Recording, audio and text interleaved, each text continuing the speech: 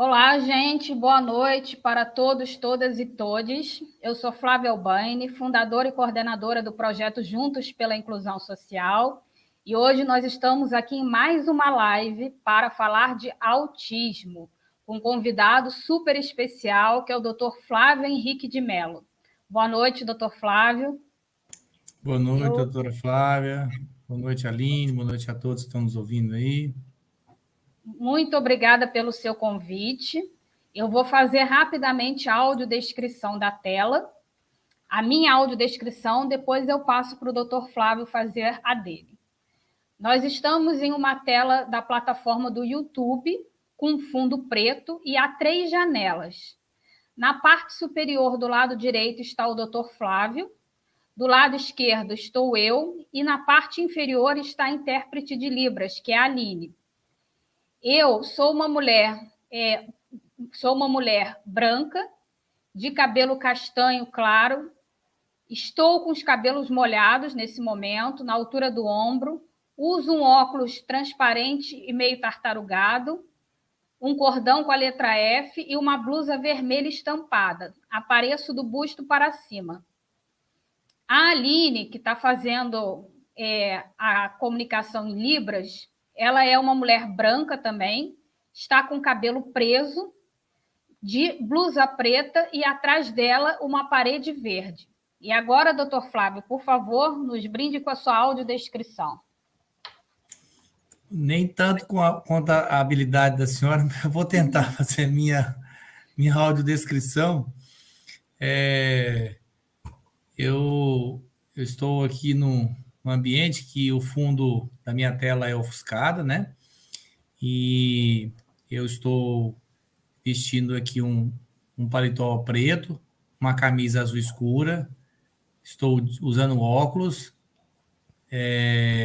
cor branca, cabelos castanhos escuros e neste momento aqui me apresentando para todos os ouvintes aí que tenham limitações para a audiodescrição.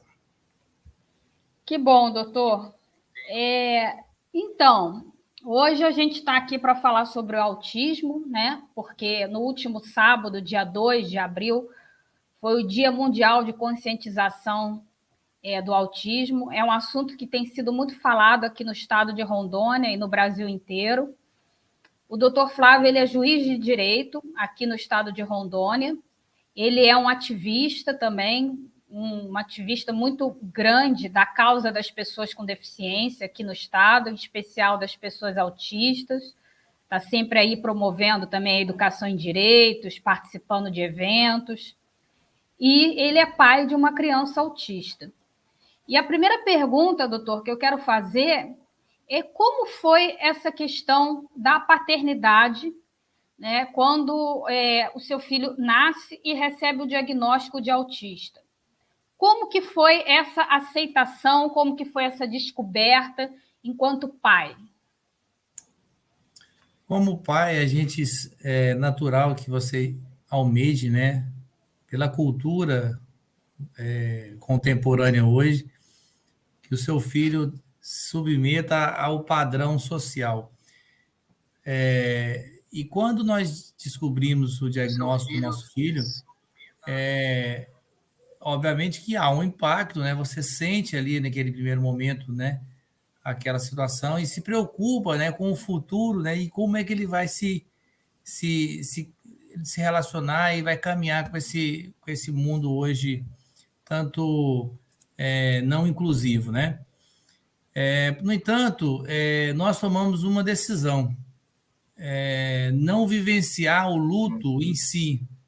É óbvio que há um certo choque nesse momento, mas o que interessa nesse momento é buscar realmente lutar por ele, né? E indistintamente não se preocupar com a sociedade ou com as opiniões que vão, obviamente, ser opiniões exclusivas, não inclusivas, e que realmente vão levar a uma seleção natural pela própria cultura ocidental, influência da nossa colonização. é tradicionalmente levado a isso. Mas, hoje, né, nós estamos muito conscientes em relação a isso e vemos que essa vida que nos foi brindada por Deus é um presente, porque nos ensinou a uma leitura diferente do mundo, uma leitura onde a gente consiga, desculpa, se colocar mais no lugar do próximo aí. Entendi.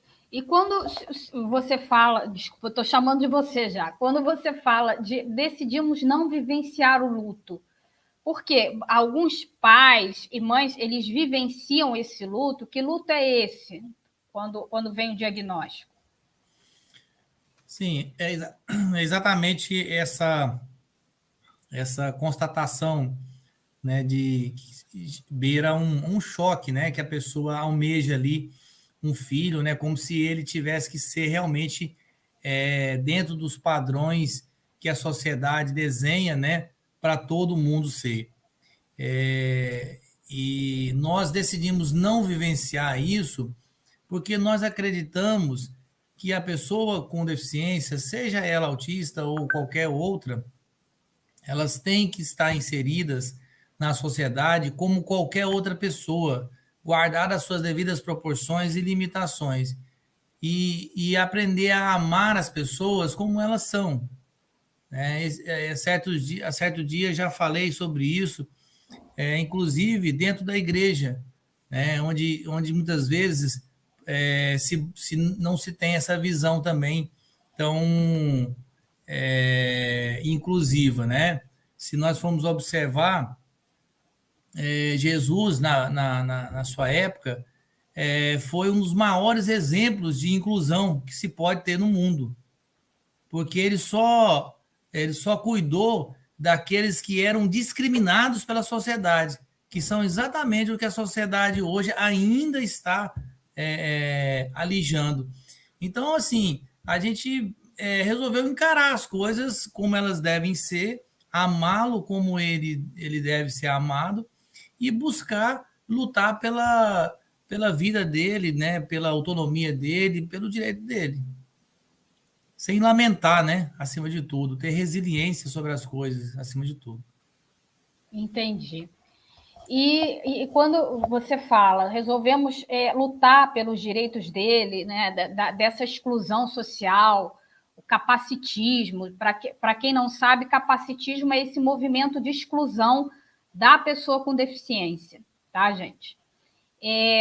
Quais são as principais barreiras sociais? Agora, falando um pouco como profissional do direito, como ativista e como pai, né? Mesclando todos os seus papéis sociais relacionados ao tema.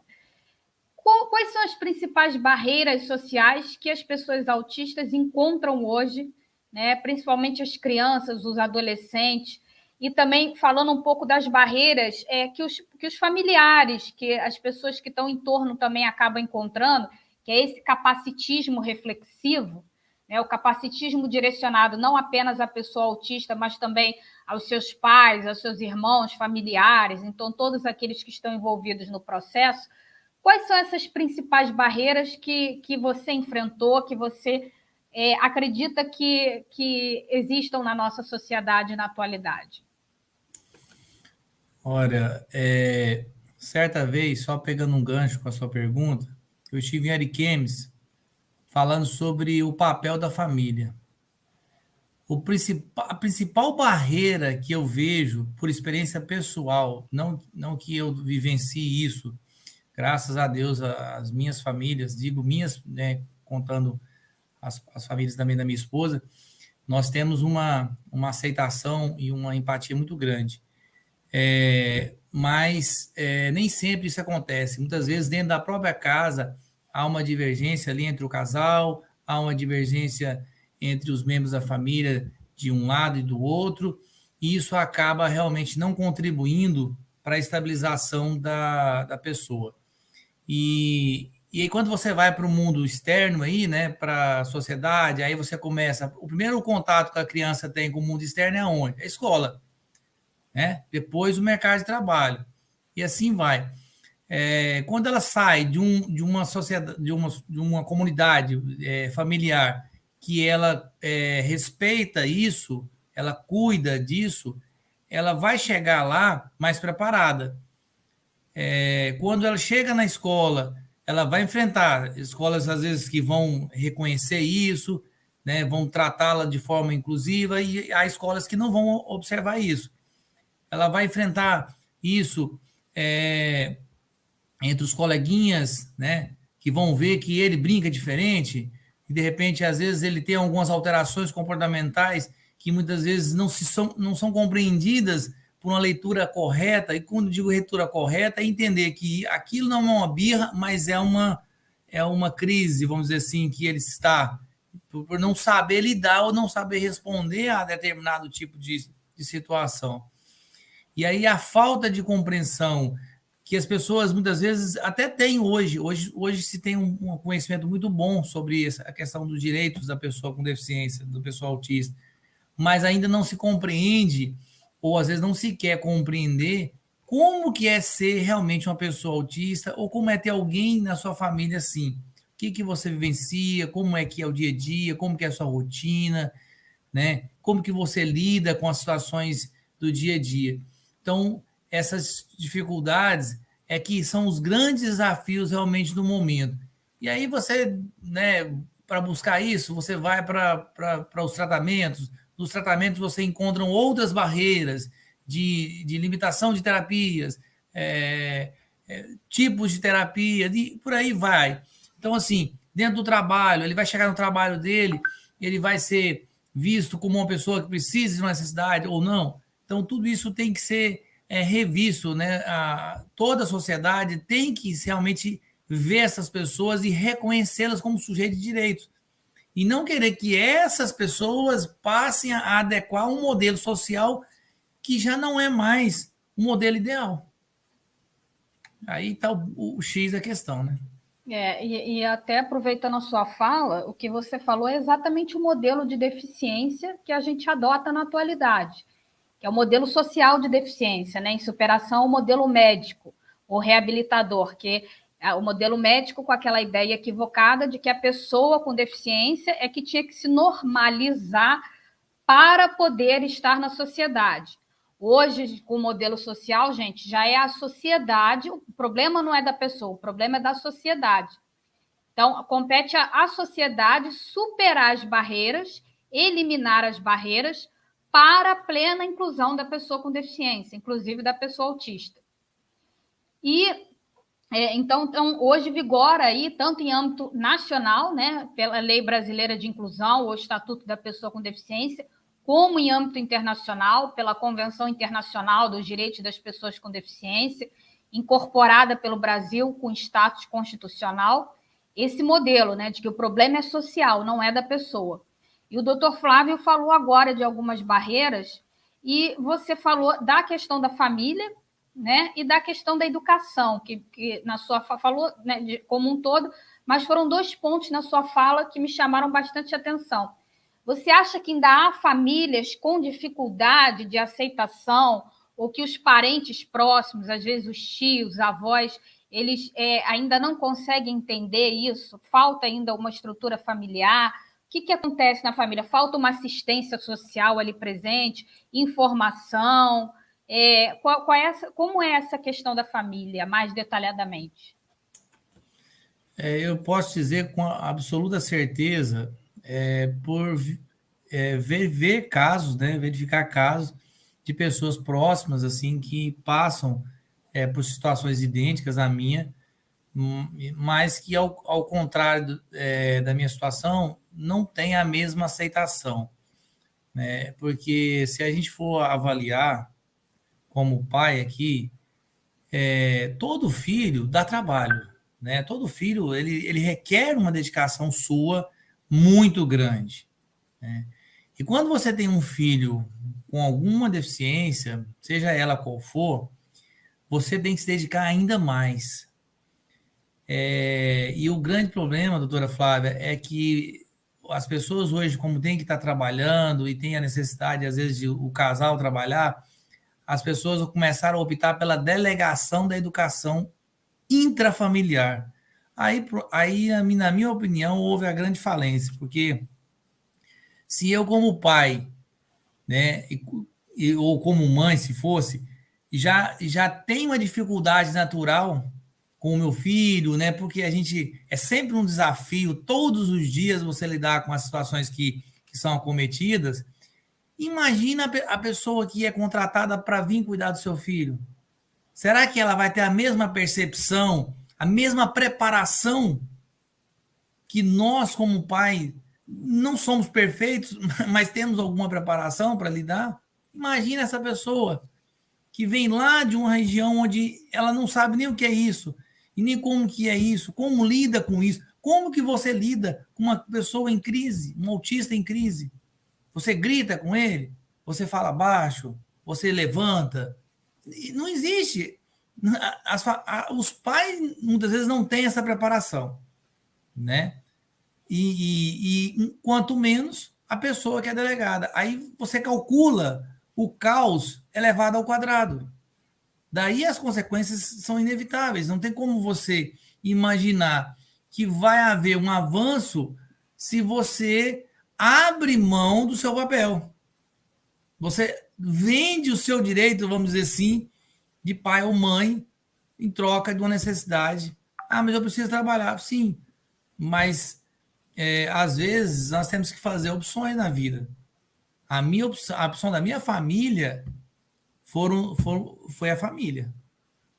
Não foi o ganhar o dinheiro ou trabalhar por trabalhar. Precisamos trabalhar. O custo é muito alto. Mas se for para sacrificar, então que sacrifique um dos dois, né? Agora, se não houver isso daí, eu acho que muitas vezes, né, os prejuízos são muito grandes. E quando não há essa base familiar, né, como que a gente vai preparar essa pessoa? Porque por mais que a gente tenha esse modelo social ainda, mas você tem que ensinar o seu filho que lá fora o negócio é diferente. Que as pessoas não entenderam ainda que tem que se adaptar. Elas vão querer que ele se adapte. E aí ele vai estar preparado? Qual é o exemplo que ele vai ter? É da pessoa que cuida dele todos os dias ou é do pai e da mãe? Aí que eu devolvo a pergunta, né? Entendi. É uma reflexão realmente muito importante, né, para ser feita. E aí, ainda dentro dessa questão das barreiras, você falou também da escola, né, que geralmente é o primeiro grande ambiente social que a criança começa a frequentar, depois da família. E acho que o doutor Flávio caiu, gente. Só um minutinho, vou pedir paciência a vocês que o doutor Flávio caiu. Deixa eu ver se ele volta aqui. Só um minutinho.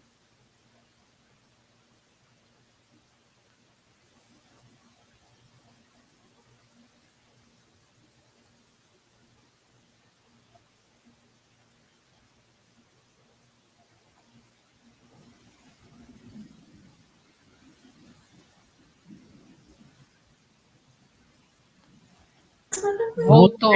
Eu acho que Voltou. caiu alguma coisa aqui, não sei se eu apertei. Sem problemas. Mas, faz parte da modernidade, agora dessas relações virtuais que nós estamos vivendo mas eu mais acho que foi a intensamente conexão, acho que eu pós-pandemia. tentei apertar sem querer aqui para sair. Tá, Sem tudo bem. problemas, sem problemas, acontece. Mas então, a gente estava falando das barreiras, né? Falamos da família, e agora adentrando um pouco mais nessa questão da educação, que é o primeiro grande ambiente social que a criança frequenta após a família. Recentemente, acho que há 2 ou 3 semanas atrás, nós tivemos uma audiência pública aqui no estado de Rondônia para debater sobre educação inclusiva. Eu tive a felicidade de participar como pesquisadora, professora do tema. E é realmente um problema muito sério que eu tenho visto aí mães de crianças com deficiência, de crianças autistas, falando dessa falta de preparo, né, da escola para receber o aluno. Inclusive, relatos muito tristes de alunos que têm que voltar para casa, não podem ficar na escola porque às vezes não tem um cuidador, um professor mediador, enfim. Como é que você enxerga isso, Flávio? Essas barreiras escolares? Bom, o modelo educacional, ele evoluiu para, vamos dizer assim, para condições normais de temperatura e pressão. Expressão muito usada na química.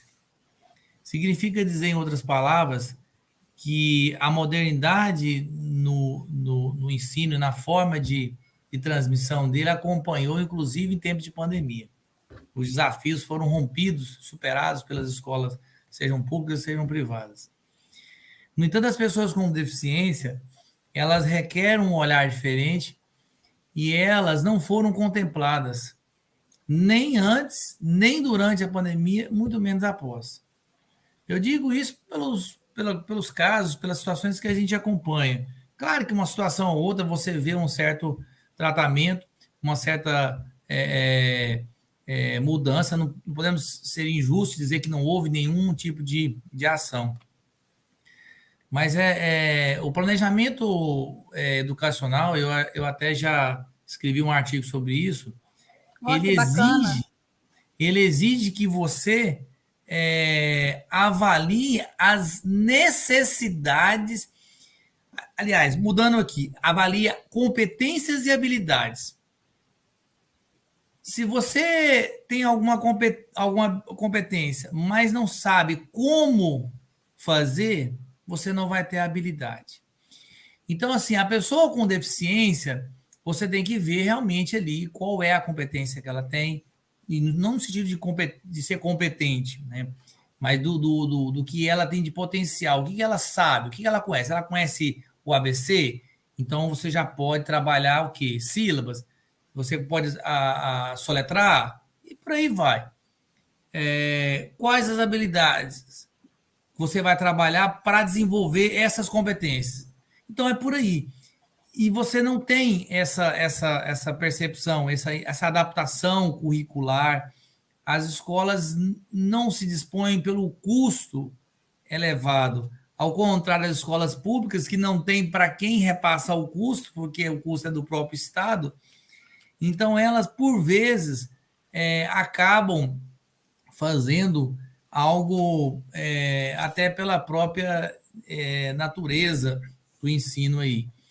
Mas, de fato, há uma fragilidade nesse aspecto ainda para melhor evolução, porque não se pensou ainda como que é esse modelo. Como que você ensina uma criança autista por via remota, né?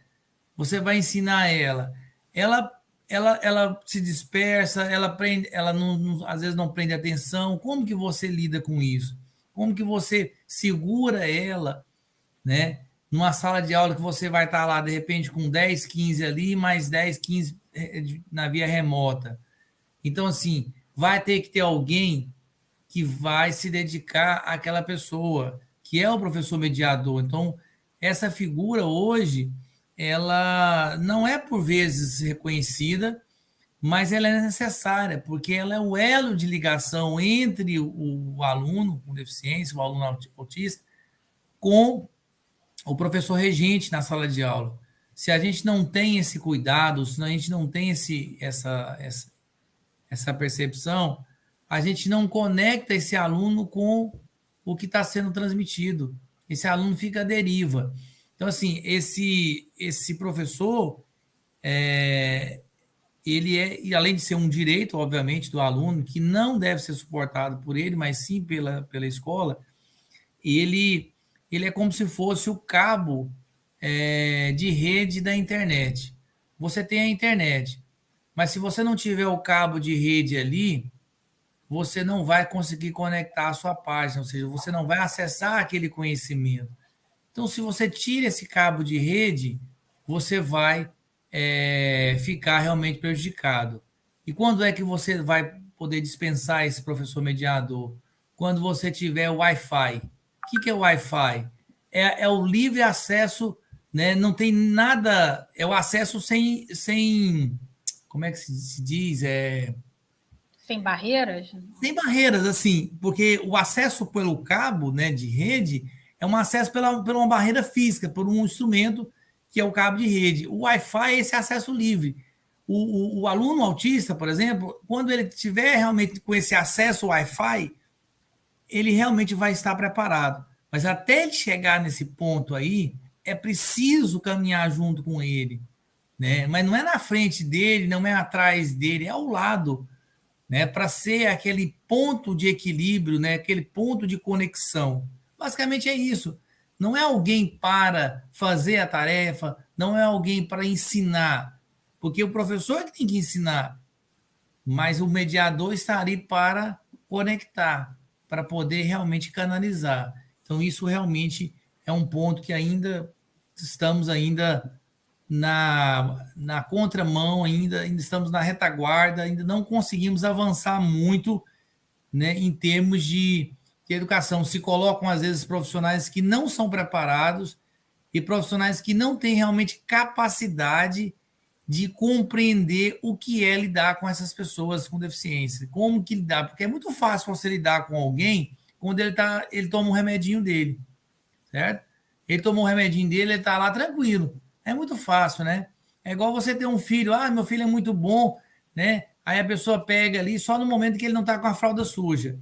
A hora que ele está com a fralda suja, aí ninguém quer, aí devolve para o pai, né? A hora que o menino está com a crise, chama o pai, chama ele, tem que ir embora para casa.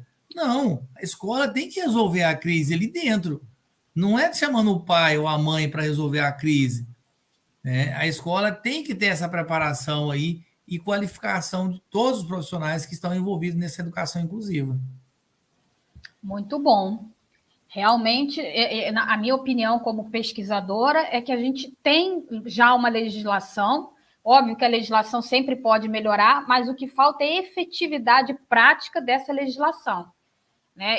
Se você vai para a prática, você não consegue ver o que está na convenção, especialmente lá no artigo 24 da convenção, lá nos artigos 28 da Lei Brasileira de Inclusão, você não vê aquilo na prática.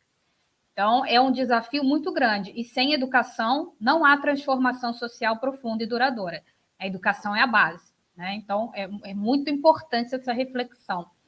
E, doutor Flávio, falamos das barreiras, e quais são as suas perspectivas para a melhora desse cenário? O que você acha, que já falou um pouquinho, mas eu gostaria que falasse de forma mais detalhada, né? Na sua visão, enquanto pai, enquanto juiz, enquanto ativista, enquanto estudioso da temática, o que ainda precisa mudar para a gente ter uma sociedade mais inclusiva? Eu, particularmente, já adianto que eu acho que a pior barreira que existe é a barreira atitudinal, que é aquela proveniente da atitude humana de preconceito e exclusão. Para mim, na minha opinião, como estudiosa, é a mais grave, que todas as demais são consequências dessa. Mas eu quero ouvir você, né, com toda a sua bagagem sobre o tema, quais são as suas perspectivas de melhoria na superação dessas barreiras envolvendo as pessoas autistas? Eu concordo, doutora Flávia, que realmente a barreira atitudinal é uma das mais difíceis de serem superadas. E eu afirmo isso porque para você superar isso, você tem que superar valores, culturas, e isso é difícil. Você demover isso, porque isso é como se isso está nas entranhas das pessoas, né? Então você tem que realmente fazer uma revitalização, e isso não é muito fácil. As pessoas fazer aquele auto-reconhecimento, né? Aquele como alguém se muda, né? Como alguém se transforma. Alguém se transforma em três momentos. Primeiramente, eu reconheço, olha, eu errei. Segundo momento, eu digo, vou consertar, vou fazer diferente, né? Em terceiro momento, eu faço. Então, quando eu consigo executar isso, obviamente que as perspectivas serão sempre as melhores, né? O futuro vai ser diferente. E outra coisa que eu vejo muito, muito, muito importante, que falta realmente, eu falo isso já há uns 5 anos aí, pelo menos, né, nessa trajetória, que é exatamente 2 pontos relevantes. Primeiro, tornar essa pessoa com deficiência uma pessoa realmente legítima. E aí a legitimidade não é só você criar o Estatuto da Inclusão, que decorre da Convenção, e tem a lei 12764 também sobre a pessoa autista, e tantas outras legislações são criadas como se o Brasil carecesse de mais alguma regulamentação ainda para implementar esses direitos. Nós não carecemos de implementação. O Brasil é um dos países mais ricos em termos de legislação inclusiva. Verdade. O Brasil é soberano nesse aspecto aí. Porém, nós faltamos um segundo passo, que é a priorização das políticas públicas no Brasil. E públicas e privadas também, porque as pessoas da iniciativa privada, elas, como visam um lucro, elas não colocam essa política de inclusão como uma prioridade, a não ser quando são obrigadas.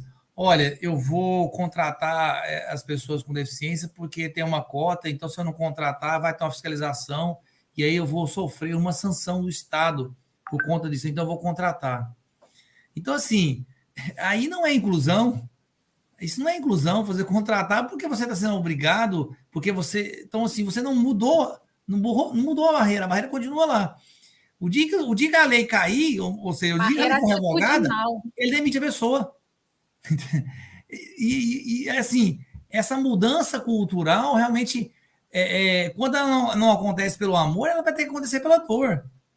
Aí vai ter que ser o choque realmente de legislação, vai ter que ser pelas vias judiciais para implementar realmente esses direitos de tratamentos, direitos do professor mediador, e a gente vê um avanço nessa cultura judiciária aí de reconhecimento desses direitos aí cada vez mais. Isso é importante também, mas assim, falta isso. Né? A perspectiva só vai ser positiva para o futuro se a gente tiver uma mudança nesses dois parâmetros, essas duas premissas. Caso contrário, as coisas vão continuar como estão hoje. Né? Sempre você trabalhando, remediando e buscando paliativos, políticas não de inclusão, mas políticas de assistencialismo. As pessoas não precisam de assistencialismo para serem incluídas. Né? Ah, tadinho dela, então vamos fornecer uma cesta básica porque a pessoa tem deficiência. Não, ele quer um trabalho, ele quer ser incluído. Eu vi um vídeo ontem, só para encerrar a pergunta, onde a pessoa ela perdeu os braços e as pernas. E aí ele não se conformou, ele foi para, salvo engano, foi para os Estados Unidos, e lá ele conseguiu colocar próteses, e as pessoas, ao contrário, diziam para ele, não, usa cadeira de roda, é assim mesmo, deixa quieto e tal, não mexe com isso não, tá bom, você tá com saúde, é isso que importa. Ele falou, não, eu não aceito. Né? Eu tenho que ser reconhecido como pessoa de direito, eu tenho que ter legitimidade na sociedade, e por aí foi. Veio para o Brasil, e aí montou uma empresa para vender essas mesmas próteses que deu realmente esse plus na vida dele aí. Então, quer dizer, é isso que precisa. Qual a perspectiva? É você colocar a legitimidade nas pessoas, tratá-la como sujeito de direito e políticas de prioridade. Não adianta você colocar uma vaga no supermercado lá com um símbolozinho de autista lá, que o cidadão chega lá, entendeu? E chega e estaciona o carro dele, nem na vaga certinha, ele não estaciona torto, ainda pega outra vaga e coloca lá, deixa o carro e vai embora, entendeu? E ninguém faz nada com isso. Aí, se você vai fazer isso, você cria todo um problema, um mal-estar, conflito social, você vai se dispor, você vai ter que realmente levar a coisa até o fim. Então, assim, é isso. Né? E se não houver essa mudança intrínseca dentro da sociedade, né, do Estado, de todos os órgãos, das pessoas privadas, né, das empresas, de um modo geral, nós vamos continuar trabalhando com a política pública de assistencialismo para a inclusão. Isso não funciona. Isso não vai mudar. Criar a carteirinha é bom? Sim, mas o que adianta ele ter a carteirinha de autista se ele chega lá, o supermercado fala, não, senhor, pode pegar a fila lá. Adianta ele ter a carteirinha se ele tem que se humilhar para poder conquistar os seus direitos? Né? Adianta ele ter a carteirinha se ele vai chegar no plano de saúde e vai falar, não, senhor, terapia negada, só autorizo 10. Adianta a carteirinha? Não adianta. A carteirinha é importante? É importante, mas não é a solução dos problemas. Entendo. Isso, né? Doutor Flávio, eu sei que o seu tempo é curto, mas surgiu uma pergunta aqui no bate-papo que eu quero lhe repassar. Aliás, antes de fazer a pergunta, onde é que nós podemos encontrar o seu artigo que você mencionou? Está em algum site? Para quem quiser ler e se aprofundar. Ele foi publicado na revista, eu não me recordo o número dela, da edição dela, mas na revista da Escola da Magistratura do Estado de Rondônia. Eu posso até ver a edição depois e lhe passar para as pessoas depois poderem ler. Pode ter o acesso, né? Sim. E baixar. Se você depois puder me passar o link, eu deixo no bate-papo aqui no comentário da live. Aí quem quiser depois procura aqui, né, o link. E antes de eu fazer a pergunta também, gente, quem está nos assistindo, por favor, não deixem de curtir o vídeo, dá joinha lá, que é para ajudar para que esse vídeo chegue ao maior número de pessoas. Então, quem está nos assistindo, por favor, dá o joinha, né? E se você ainda não está inscrito ou inscrita no canal aqui do Juntos pela Inclusão, não deixe de se inscrever também. Bem, a pergunta que surgiu aqui no bate-papo é um tema até que eu já fiz uma pesquisa sobre isso com pessoas com deficiência há 1 ano e meio, 2 anos atrás, sobre essa questão de colocar, né? Aqui foi feita sobre a pessoa autista, parece que houve uma divergência entre 2 famosos aqui, que uma pessoa autista e uma pessoa com filho autista, de você dizer que endeusar as pessoas autistas, ou então falar que são pessoas que são anjos, que são exemplos de superação, essa questão da pessoa com deficiência enquanto exemplo de superação. Eu confesso que quando eu fiz essa pesquisa, há uns anos atrás, eu vi gente, inclusive pessoas com deficiência, dizendo que isso era capacitismo. Né, que pessoa com deficiência, pessoa autista, não é para ser endeusada, é uma pessoa como qualquer outra que tem que ter os seus direitos respeitados e os seus deveres também na sociedade em que vive. Né? Tem que ter os direitos respeitados e cumprir os seus deveres na sociedade onde está inserida. Mas também ouvi dizer que seriam, sim, exemplos de superação, que isso não seria capacitismo, porque a gente vive numa sociedade que exclui e para essas pessoas é mais difícil.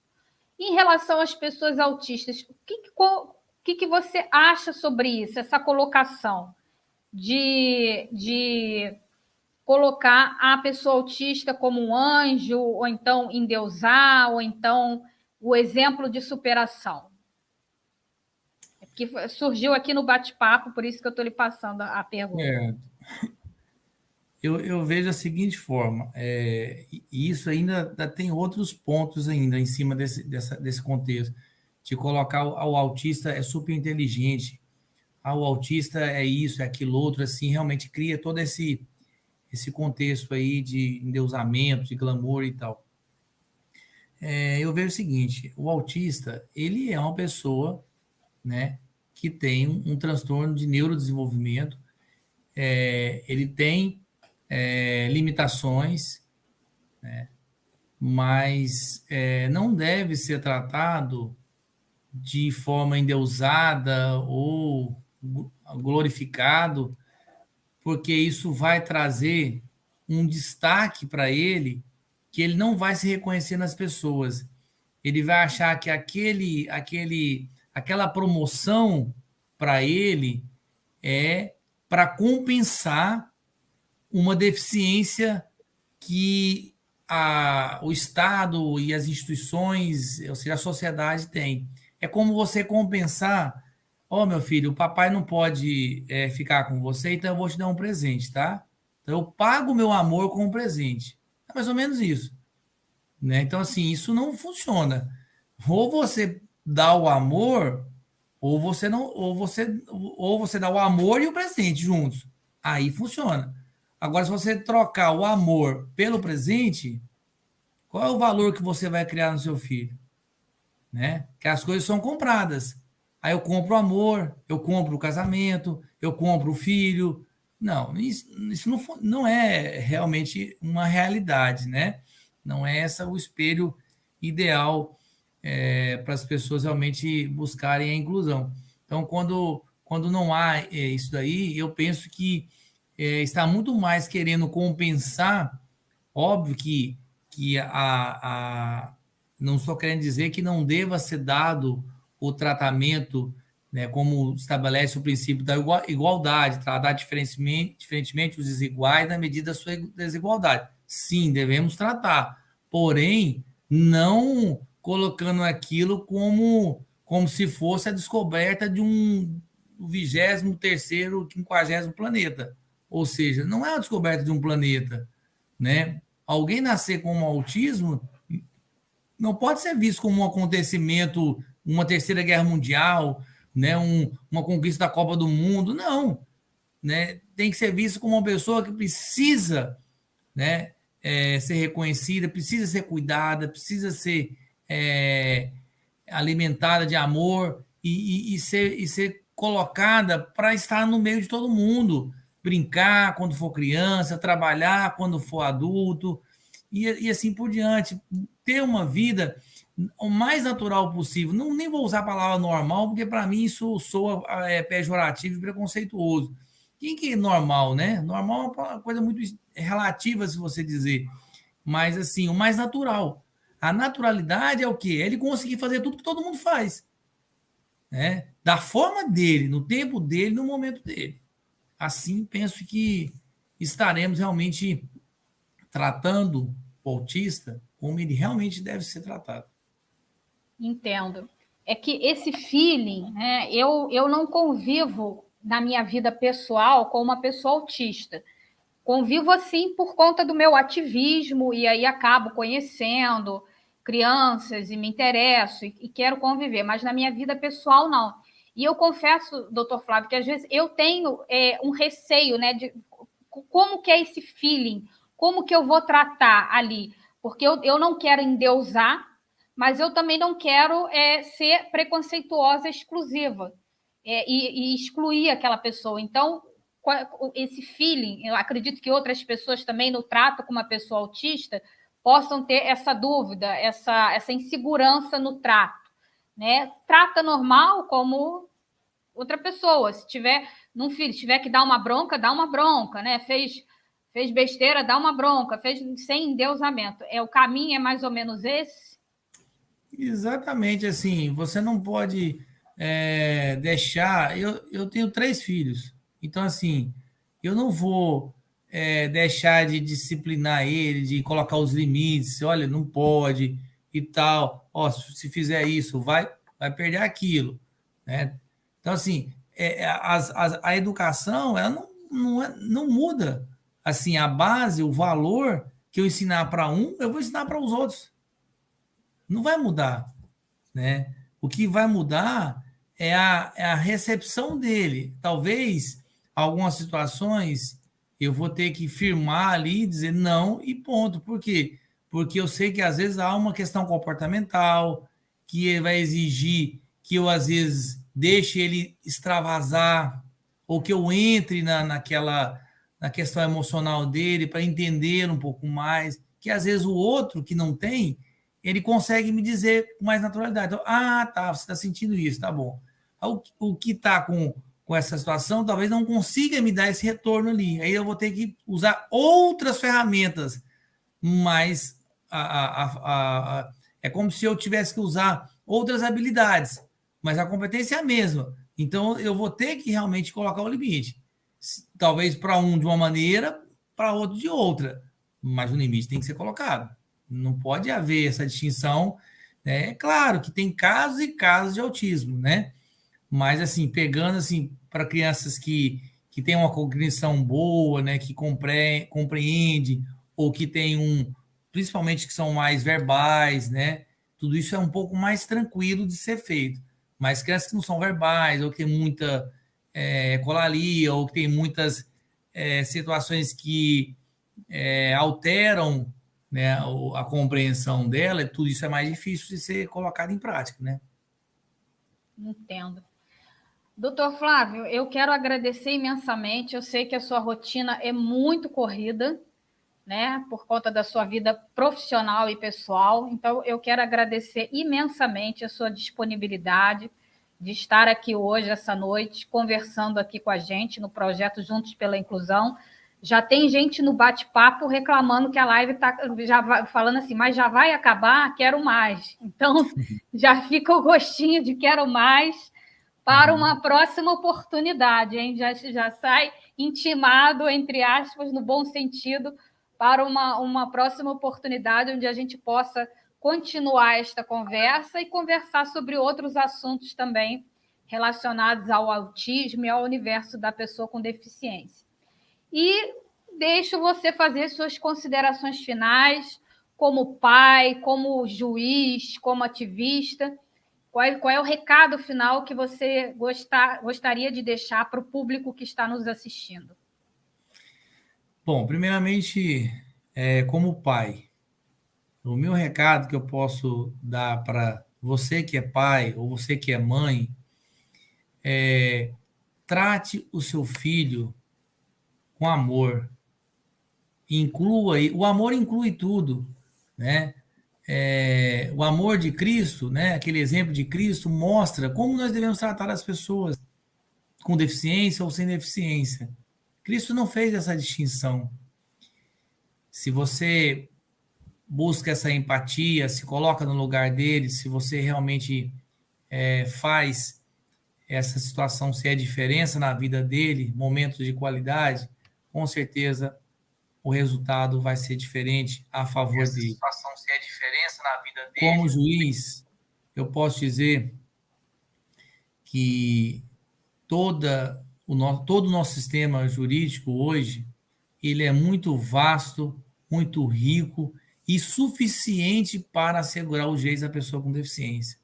Eu não vejo nenhuma dificuldade como juiz de lidar com qualquer demanda, absolutamente qualquer demanda que envolva a pessoa com deficiência para tratar de assegurar o direito dessa pessoa. E que, por vezes, nós temos enfrentado situações que nem mesmo as decisões judiciais têm sido suficientes. Então, o problema não está na falta de leis e nem na resposta do Estado juiz aí, do Poder Judiciário. Está na efetivação não só da legislação, mas também do cumprimento das decisões.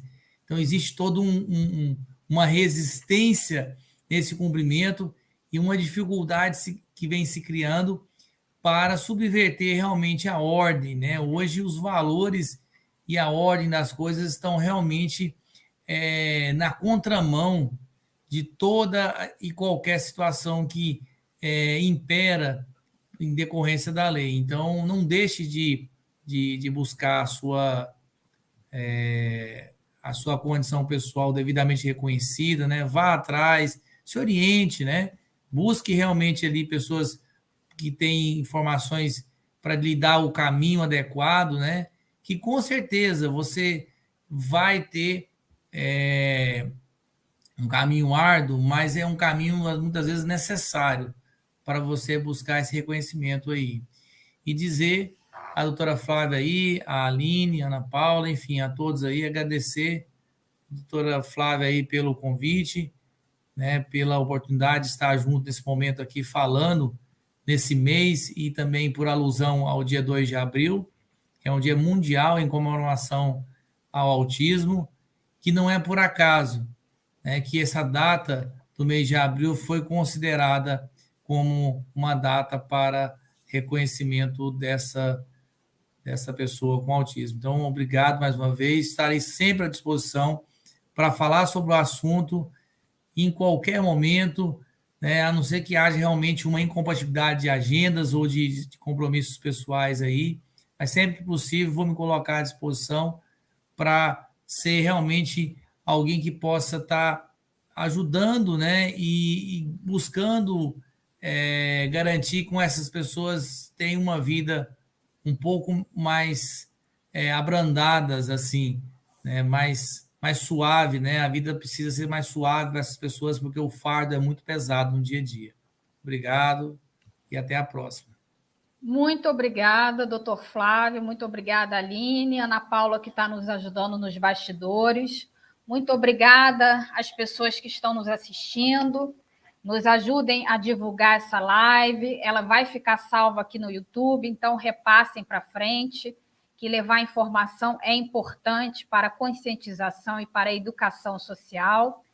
E eu deixo aqui registrado também a minha admiração pelo doutor Flávio, como ser humano, como ativista, e, como eu disse, é uma pessoa muito empenhada aqui no estado de Rondônia em prol da inclusão social das pessoas com deficiência, em especial das pessoas autistas. Então, meu carinho e minha admiração pelo seu trabalho, que vai muito além do trabalho da magistratura, né? Pelo seu trabalho como ser humano.